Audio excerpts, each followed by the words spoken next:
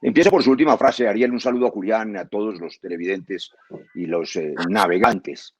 Lo primero es que está claro que a 2 años ha fracasado este gobierno en materia de seguridad y control del narcotráfico. No tiene control del territorio y es en sus manos en estos 2 años que siguen creciendo, no solo las hojas de coca, sino sobre todo el asesinato de líderes sociales y la presencia criminal del narcotráfico en distintas zonas. Hace unas horas fueron asesinados 6 soldados en una escaramuza con alguna de las tantas bandas narcotraficantes porque no hay ninguna capacidad de control del territorio. Pero eso tiene que ver con su primera pregunta. Es que, aunque algunas voces justificatorias del Centro Democrático pretenden exculpar como episodios menores el de la víctima vicepresidenta porque no tenía la culpa de que su hermano fuera un narcotraficante de heroína, cuando en verdad es quien rellenó el estómago de 2 personas, mulas cargadas, poniendo en riesgo su vida, y ahora nos quieren mostrar que no es victimario sino víctima, pero también quieren justificar los episodios del Ñeñe, los episodios de San Clemente, los episodios que reiteradamente muestran que hay una infiltración y penetración de los clanes del narcotráfico en la política nacional y regional. Y eso me permite hacer un salto triste atrás. En los años 80, la cultura del narcotráfico y de la muerte penetró el tejido social por la hipocresía de las élites tradicionales. Esas élites tradicionales permitieron en el Valle, en Antioquia, luego en toda Colombia, que hacer negocios con los narcos y los señores de los carteles estaba bien. Miraban hacia otro lado y permitieron luego que la política fuera tomada por el narcotráfico. Eso está regresando. El titular de estos hechos del Ñeñe, del meme fantasma, del narcotraficante de la heroína, hermano de la vicepresidenta, de las fincas de los altos funcionarios con laboratorios, es el regreso del narcoparamilitarismo, no solamente el narcotráfico. ¿Y eso en qué consiste? Es trágico, pero es simple. Narcos, criminales, infiltran la política regional. Ustedes han hecho una investigación durante muchos años sobre los clanes regionales. Hay por lo menos 17 clanes regionales que hoy gobiernan, donde por lo menos uno de sus parientes tiene vínculos y es condenado por narcotráfico o paramilitarismo. Y esos clanes toman el poder con la financiación y con la intimidación de las armas a sangre y fuego, con el despojo de tierras, con el abuso de las víctimas, con la revictimización de las víctimas del pasado que están nuevamente siendo hostigadas, y ese poder acumulado se lo regalan, se lo entregan o se lo venden al poder nacional. Ese es, digamos, el gran poder que permitió que regresara el uribismo al poder nacional, y por eso nadie debería sorprenderse que el Ñeñe, socio de Marquitos Figueroa, aparezca en el Palacio Presidencial y en las parrandas vallenatas, en una legitimación absolutamente insoportable. Y termino en esta primera afirmación, Ariel, con este detalle.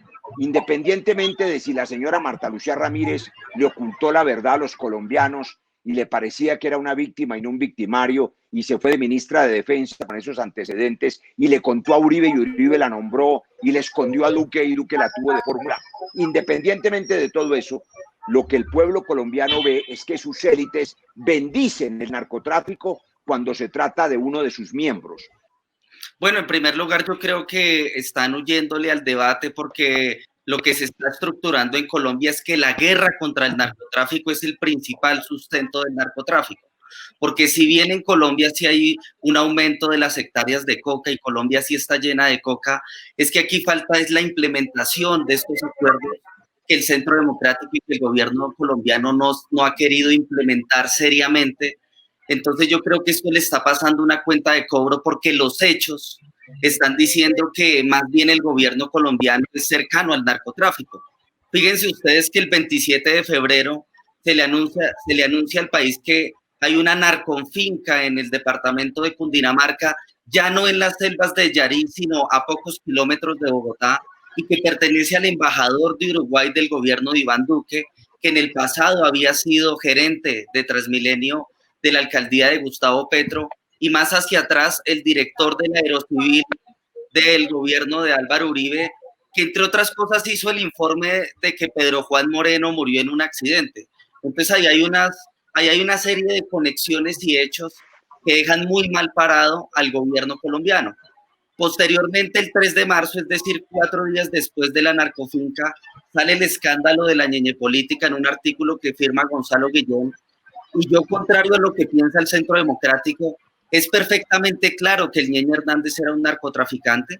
Yo tenía un programa que se llama Revelados. El año pasado, el 4 de julio, yo publico las declaraciones de la DIJÍN y de la Fiscalía dando constancia a esta vinculación de el Ñeñe Hernández a la estructura mafiosa de Marquitos Figueroa, que tú denunciaste, Ariel, desde el año 2012, y recuerda muy bien que había un atentado para matar a Claudia López, a León Valencia y a Gonzalo Guillén por haber descubierto esta mafia.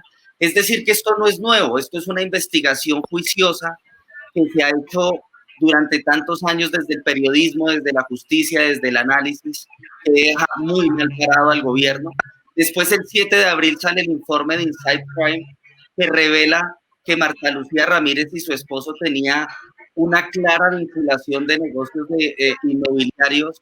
La noche, por el programa de María Jimena Duzán, vemos que Marta Lucía Ramírez estaba enterada de la investigación que estaban desarrollando estos investigadores del narcotráfico.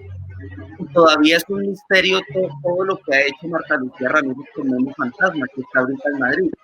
Después nosotros descubrimos, Ariel, que el notario de confianza de Marta Lucía Ramírez y de Memo Fantasma es el notario 24, que se llama Jorge Humberto Uribe Escobar, que es el hermano del parapolítico Mario Uribe Escobar y primo hermano del expresidente Álvaro Uribe. Entonces esa es otra conexión muy importante. Y finalmente, el 11 de junio sacamos esta investigación luego de un proceso investigativo de unos meses en el que revelamos que hay un narcotraficante llamado Bernardo Ramírez Blanco, que es el hermano de la vicepresidenta, pero que hoy empiezan a decir que no, que era un muchacho que estaba en un mal camino, cuando en realidad era una persona ya casi a los 40 años y que, como muy bien expuso el senador Roy Barreras, no era ajeno en esta organización, no era un mando medio, sino que era el reclutador de una organización que exportaba heroína, que cuesta 10 veces más que la cocaína, y que la operación funcionaba de llevar la aruba hacia los Estados Unidos. Entonces yo creo que aquí se está desmantelando esta doble moral de la lucha contra el narcotráfico, y ya hay que empezar a hablar de legalización, porque mientras que aquí bombardean esos campamentos a los que hemos ido en la Macarena, en donde realmente hay campesinos que quedan en medio del fuego, hoy se quiere absolver a las cabezas del narcotráfico que sí tienen las fincas, las propiedades,